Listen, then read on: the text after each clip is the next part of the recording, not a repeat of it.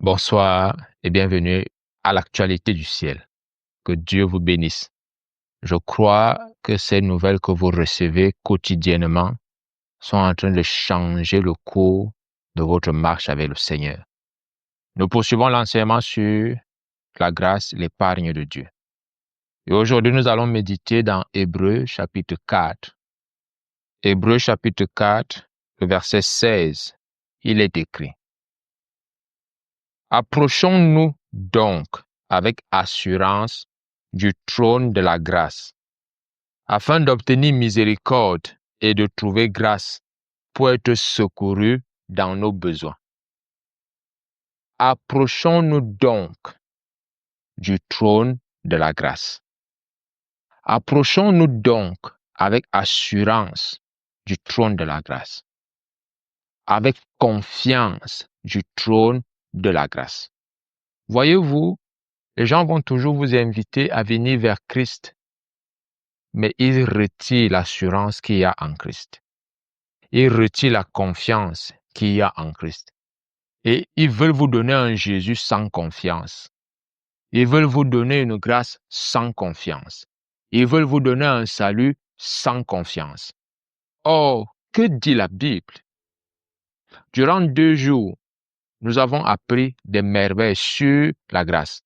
Nous avons compris que la grâce, c'est notre assurance. Et la Bible vient de nous révéler un autre mot, c'est la confiance. Dieu voudrait qu'on s'approche de lui avec assurance, avec confiance. Mais voyez-vous aujourd'hui, la source de la tristesse de l'Église, c'est que celle-ci n'a pas confiance en son Dieu. Vous allez retrouver beaucoup ou plusieurs enfants de Dieu, je parle particulièrement du Cameroun et de l'Afrique que je connais un peu, qui sont dans les églises, dans les chapelles, mais en même temps qu'ils sont attachés au marabout, en même temps qu'ils sont attachés aux traditions. Pourquoi on leur a donné un Jésus sans confiance? On leur a donné une foi sans confiance. Le conseil qui est donné dans Hébreux chapitre 4, le verset 16, il dit: approchons-nous donc avec assurance. Ne viens pas à Dieu. Ne crois pas que Jésus est capable des lèvres, mais dans ton cœur, tu penses que c'est ta tradition qui va te faire avancer. Tu penses que c'est l'écorce que le marabout t'a donné qui va te faire être nommé. Tu penses que pour que tu aies un enfant, il faut que tu aies fait les lavages et les bains des marabouts ou des parfums, je ne sais trop qui. Je vais te dire une chose, bien-aimé. Dieu a tout fait pour que l'homme ne vive pas sur cette terre sans la confiance, sans l'assurance. Regardez comment le monde a tout fait pour vous retirer la confiance. Dès que vous avez les premiers symptômes de je ne sais trop quoi, vous pourrez directement chercher les médicaments. Vous n'avez plus confiance en votre propre parole, que vous pouvez dire je suis guéri et vous êtes guéri. Vous n'avez plus confiance en ce que disent les pasteurs quand ils vous disent que Dieu pourvoira à vos besoins. Vous dites oui, Dieu pourvoira à mes besoins, mais vous savez que vous devez jongler soit avec le mari ou la femme d'autrui pour avoir vos besoins satisfaits. Vous n'êtes pas en train de marcher comme Dieu veut. On vous a donné une assurance sans confiance. On vous a donné une foi sans confiance. On vous a donné un Jésus sans confiance. Le Jésus sans confiance est le Jésus de la religion. Le Jésus typique de la religion. Je veux vous amener à comprendre une chose, bien-aimé. Dieu n'est pas un homme. Dieu est Dieu. Et ce que Dieu dit, Dieu peut l'accomplir. Ce que Dieu dit, Dieu l'a accompli. Dieu l'a déjà accompli. Dieu a déjà fait tout ce qu'il a dit qu'il ferait. Il a déjà fait. Ici donc, il dit approchons-nous donc. La première des choses que je voudrais que tu réalises, toute assurance s'obtient par un mouvement. Et dans ce cas précis, c'est toi qui viens vers. Je veux que ta foi te conduise à te reposer sur ce que Dieu a déjà accompli. Je veux que ta foi t'amène à croire en la grâce qu'il y a en Jésus-Christ. La Bible déclare, nous avons tous reçu de lui la plénitude et grâce sur grâce. Jean chapitre 1, le verset 16. Nous avons tous reçu de lui la plénitude et grâce sur grâce. Si donc nous avons tous reçu, cela veut dire que nous pouvons nous approcher du trône de la grâce.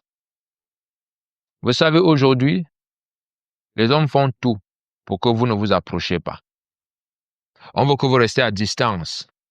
Non, écoutez-nous, suivez-nous, likez, partagez, c'est bien.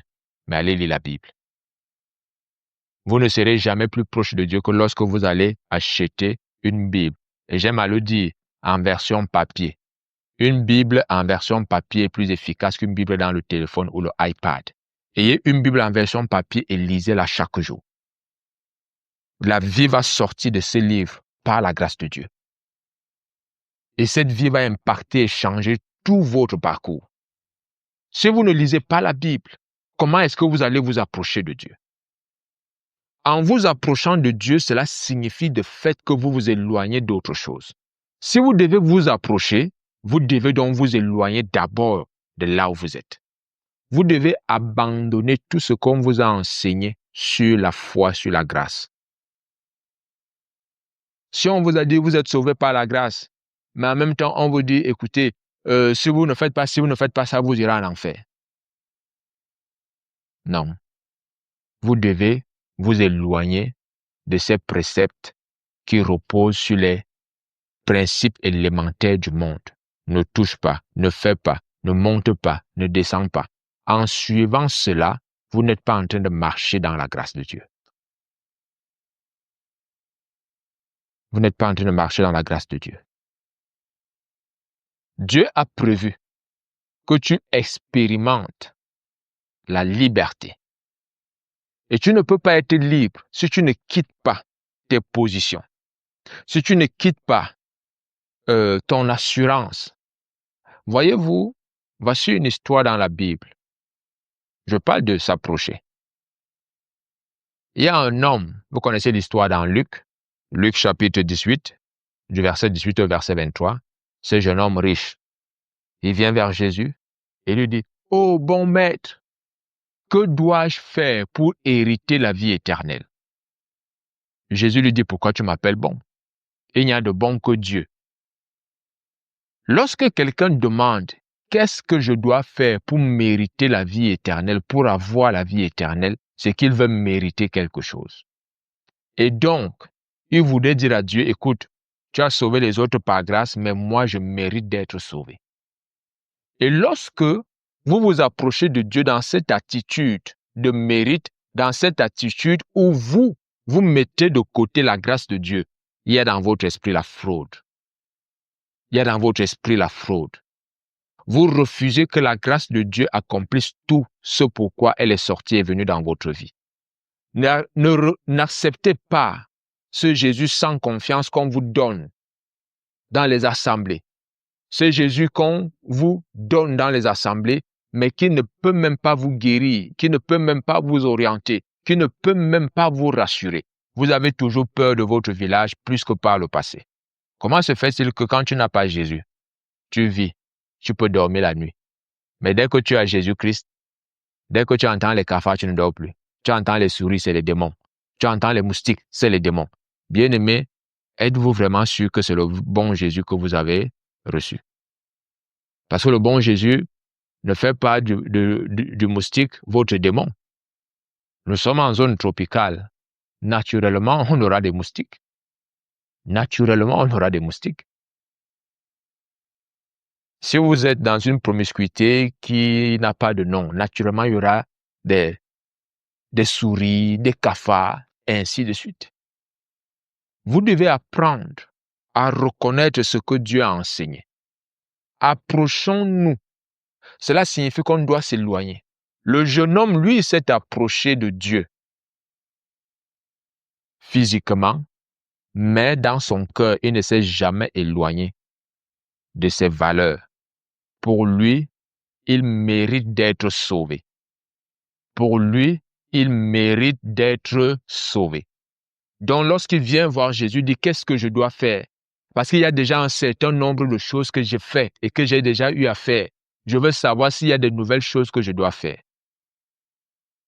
Si vous venez à Christ avec cette idée selon laquelle vous devez faire certaines choses pour être sauvé, vous n'y arriverez pas.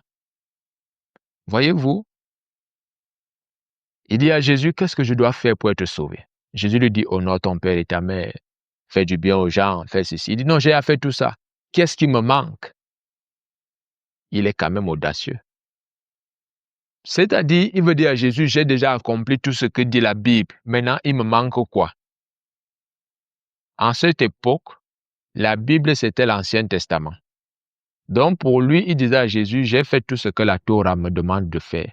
J'honore mon père et ma mère, je donne la dîme, j'aide les gens, je fais ceci, ok. Il oubliait que le fait que Jésus soit là, c'est une nouvelle Bible qui a été ouverte devant lui. Et je veux que tu reconnaisses que par ces enseignements que tu reçois, c'est une nouvelle Bible qui est en train de s'ouvrir devant toi. Jésus lui dit, ok, il te manque une chose. Va, vends tout ce que tu as, distribue-le aux pauvres. Ensuite, viens, suis-moi. Tu auras un trésor au ciel. Cet homme est parti étant triste. Regardez, il va aller au paradis, mais il ne veut pas avoir un trésor au paradis. Mais il a tellement de trésors sur la terre. Alors Jésus lui dit, vends tout ce que tu as, comme ça, là où tu veux partir, demeurer là. Tu vas te bâtir un trésor là-bas pour qu'une fois arrivé là-bas, tu sois aussi à l'aise que tu ne l'es sur la terre. Mais le gars a refusé. Moi, je crois en ce que je vois. Je ne crois pas en ce que je ne vois pas. C'est ce qu'il était en train de dire. Et sur la terre, je crois parce que je vois, j'ai le matériel, j'ai les choses, j'ai les relations, j'ai des personnes qui me respectent. Quand je monte, je descends, ainsi de suite. Je veux t'amener à comprendre une chose, bien-aimé. Personne ne mérite le salut. Et donc, l'assurance de la grâce va t'amener à te libérer de ce complexe d'infériorité. De ce complexe où tu as l'impression toujours que le salut est dans la bouche du pasteur et dans la bouche des autres. C'est eux qui te disent que tu es sauvé. Et quand ils disent que tu n'es pas sauvé, tu n'es pas sauvé. Nous avons pour devoir et notre responsabilité, c'est de vous présenter la bonne nouvelle. C'est de vous annoncer la bonne nouvelle. C'est de proclamer dans vos vies la bonne nouvelle. Comment tu t'approches de Dieu? Est-ce que tu t'approches de Dieu physiquement, mais dans ton cœur, tu demeures ferme dans tes principes? Mais dans ton cœur, tu demeures sûr de ton chemin.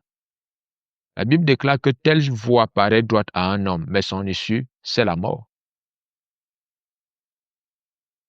Quelle est la voie que tu as empruntée qui paraît droite à tes yeux?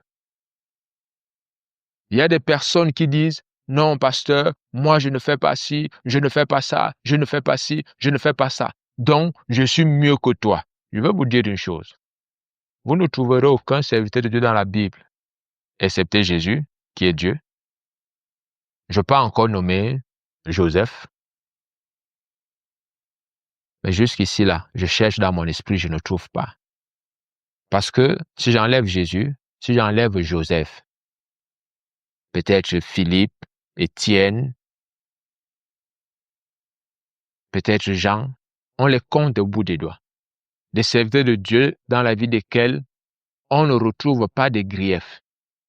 Mais la majeure partie des amis de Dieu, c'est des gens qui sont tombés, mais qui ont su se relever. C'est pour te dire une chose, bien-aimé. La façon dont tu t'approches de Dieu va déterminer si tu vas faire des exploits avec Dieu. Va déterminer si Dieu va t'utiliser. Parce que Dieu veut t'utiliser. La grâce de Dieu est répandue pour tout le monde. Mais maintenant, comment tu t'approches de celle-ci? Comment tu t'approches de celle-ci? Si tu reçois la grâce de Dieu comme un petit enfant, tu restes à l'état d'enfant, à l'état d'esclave. Dieu ne va pas t'utiliser, tu ne seras pas jouir de la grâce et de tout le potentiel qu'il y a dans la grâce de Dieu. Mais aujourd'hui, Dieu est en train de mettre quelque chose à nu. La façon dont nous nous approchons de Dieu détermine si nous irons loin avec Dieu ou pas. Si nous irons loin avec Dieu ou pas. Ce jeune homme, il dit à Jésus, qu'est-ce que je dois faire pour avoir la vie éternelle? Jésus énumère les commandements. Il dit, j'ai fait tout ça. Il y a des gens comme toi qui pensent comme toi, qui se disent, écoute, moi j'ai tout fait. Je vais à l'église de chaque jour, je donne la dîme, je respecte mon père, je respecte ma mère. Vraiment, qu'est-ce qui me manque? Moi, je sais que je suis un bon chrétien.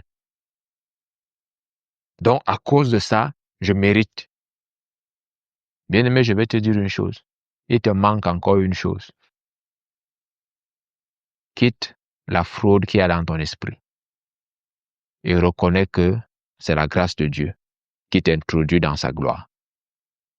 C'est la grâce de Dieu qui t'introduit dans sa présence. Approchons-nous donc avec assurance.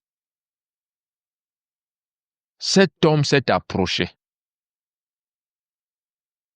Il s'est approché de Dieu, mais il n'avait pas confiance en la capacité de Dieu à lui donner ce qu'il voulait. Il voulait absolument le mériter. Et maintenant que Jésus lui a dit ce qu'il devait faire pour mériter, cela l'a attristé. Comment quelqu'un qui va aller au ciel refuse d'avoir un trésor au ciel? Comment ça se fait? On pourrait se demander, voulait-il réellement aller au ciel? Je peux te demander, veux-tu réellement aller au ciel? Est-ce que réellement tu penses que c'est au ciel que tu veux aller? Parce que si tu es en route pour le ciel, tu n'hésiteras pas à quitter certaines choses. Mais aujourd'hui, je veux t'amener à comprendre. La grâce voudrait que tu te rapproches d'elle. Tu as un mouvement à faire. Approchons-nous donc avec assurance, avec confiance du trône de la grâce. Approche-toi. Approche-toi avec assurance, avec confiance du trône de la grâce. Cela signifie que en venant vers Dieu, tu abandonnes ton assurance, ta confiance en ta capacité. Tu viens vers lui en ayant confiance en lui. En ayant confiance en lui. La source de tristesse dans ta vie, c'est parce que tu as reçu un Jésus sans confiance. La source de tristesse dans ta vie, c'est parce qu'on t'a présenté un Jésus de la religion, qui sauve, mais qui ne guérit pas, qui sauve, mais qui ne bénit pas, qui sauve, mais qui ne pardonne pas. Or, je vais t'amener à comprendre une chose. Le Jésus dont je te parle aujourd'hui, c'est le Jésus qui pardonne toutes tes iniquités. Vous ne pouvez pas savoir quel bien cela fait de savoir que tous vos péchés sont pardonnés. Vous avez commis des avortements, Dieu a tout pardonné. Vous avez commis des meurtres, des assassinats, Dieu a tout pardonné. Vous avez volé, menti. Vous avez même détruit les vies des gens par des mensonges. Dieu a tout pardonné. Les gens peuvent ne pas vous pardonner et vous devez le reconnaître. Ceux dont vous avez volé hier, ils peuvent continuer de se méfier de vous. Cela ne signifie pas que Dieu ne vous a pas pardonné. Ceux que vous avez trompés hier peuvent continuer de se méfier de vous. Cela ne signifie pas que Dieu ne vous a pas pardonné. Lorsque vous avez confiance au trône de la grâce, cela change tout dans votre homme intérieur. Mais si vous n'avez pas confiance au trône de la grâce, vous penserez que tant que les hommes ne sourient pas avec vous, ne vous sont pas favorables, ne font pas ce que vous pensez dans votre cœur, vous vous direz toujours que ça veut dire que vraiment ils ne m'ont pas pardonné, donc je ne suis pas pardonné. Si telle chose ne marche pas dans ma vie, réellement, est-ce que telle personne m'avait pardonné? Je vais te dire une chose. Ta vie dépend du pardon que Dieu donne. D'abord. C'est la raison pour laquelle tu dois d'abord t'approcher du trône de la grâce. Tu dois d'abord t'approcher du trône de la grâce. Rappelez-vous de l'histoire du fils prodigue. Il dit à son père, donne-moi mon bien, donne-moi mon bien. Et son père prend et lui donne son héritage et va le dilapider. Mais étant là où il est, il rentre en lui-même. Et il se dit, combien de gens chez mon père ne manquent de rien, on ci. Je me lèverai, j'irai voir mon père. Vous vous rendez compte qu'il va dire, mon père, j'ai péché contre le ciel et contre toi. Il met Dieu devant avant son propre père. Vous devez d'abord reconnaître le pardon qu'il y a en Dieu pour que vous puissiez comprendre comment un homme peut vous pardonner. Si vous ne comprenez pas comment Dieu vous pardonne, comment allez-vous comprendre quand les hommes vous pardonnent? Vous aurez toujours l'impression qu'ils ne vous ont pas pardonné. Vous avez toujours l'impression que non, votre vie dépend de parce qu'ils ont souri avec vous. Ou bien si vous rappelez 2 ans ou 3 ans après que tu m'avais fait ceci, tu te dis c'est sûr que Dieu agit de la sorte avec moi. Dieu n'est pas un homme. Comment tu t'approches de Dieu? Je veux que tu aies l'assurance de la grâce de Dieu. Je veux que tu aies l'assurance de la grâce de Dieu. Aie l'assurance de la grâce de Dieu.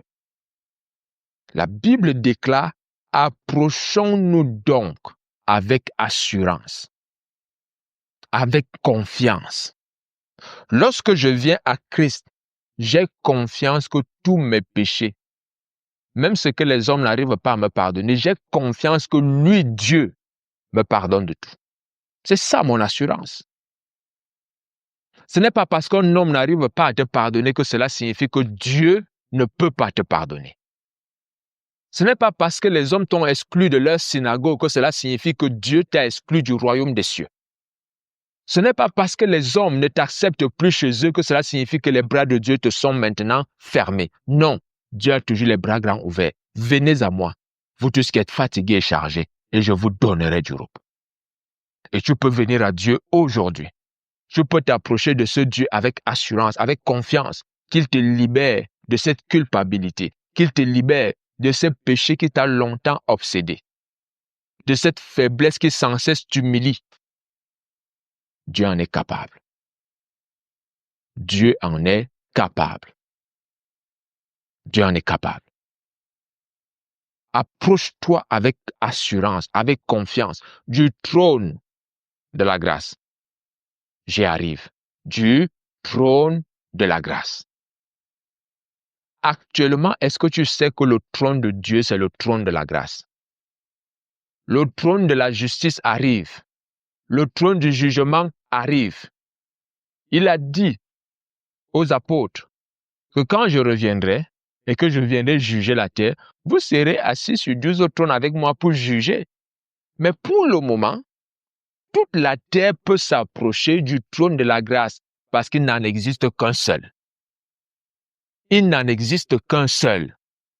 Le trône de la grâce vient de Dieu. Tant que Dieu est assis sur le trône de la grâce, bien-aimé, aie confiance. Aie confiance. Ta situation n'est pas désespérée. Tu ne dépends pas de ce que la science a dit. Tu dépends de ce qui est écrit. Il dit, en t'approchant du trône de la grâce, tu peux obtenir miséricorde. C'est là que tout commence.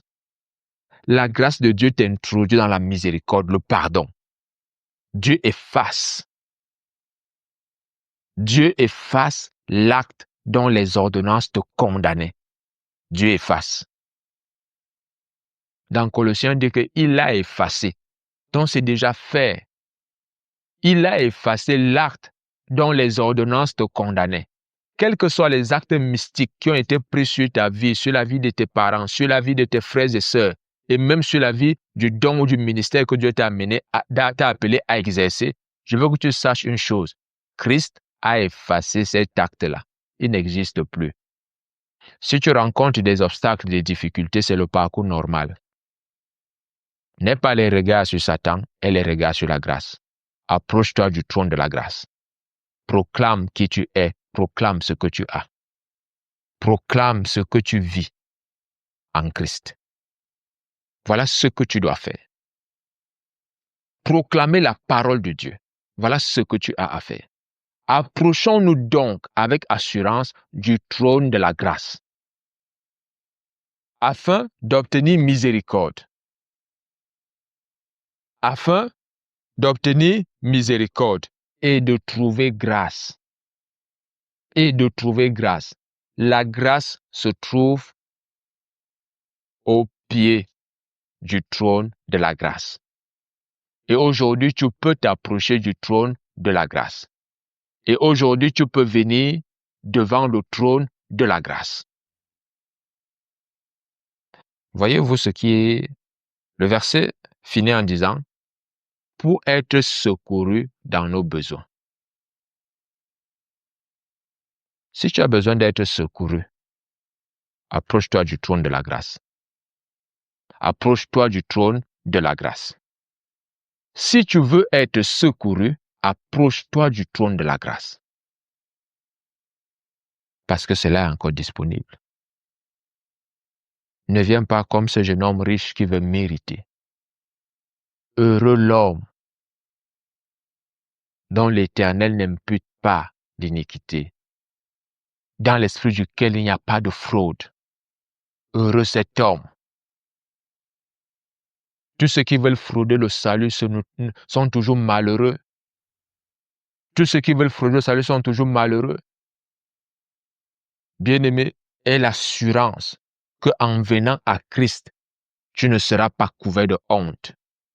Aie l'assurance qu'en te tournant vers Dieu, tu ne seras pas couvert de honte. Je relis le verset. Approchons-nous donc avec assurance du trône de la grâce, afin d'obtenir miséricorde et de trouver grâce pour être secouru dans nos besoins. Pour être secouru dans nos besoins. Approche-toi du trône de la grâce avec assurance. Avec assurance. Je termine cet enseignement avec le psaume 34. Psaume 34, verset 6, il est écrit: quand on tourne vers lui les regards, on est rayonnant de joie. Et le visage ne se couvre pas de honte. L'assurance, c'est la grâce. Tu ne peux pas avoir meilleure assurance que la grâce. Approche-toi avec assurance, avec confiance, avec sérénité, certitude du trône de la grâce de Dieu. Et la Bible déclare ceci: lorsqu'on tourne vers Dieu nos regards, lorsque tu enlèves tes regards sur le type et le style de pardon que les hommes ont l'habitude de donner, Dieu ne donne pas le genre de pardon-là. Dieu n'est pas un homme. Vous savez, il y a des hommes, quand tu viens, tu lui dis, excuse-moi pour ce que j'ai fait. Tu es toujours comme ça là. Tu mens toujours. Tu fais toujours ceci. Ok, d'accord, je te pardonne. Dieu n'est pas comme ça. Lorsque tu tournes tes regards vers Dieu, tu es rayonnant de joie.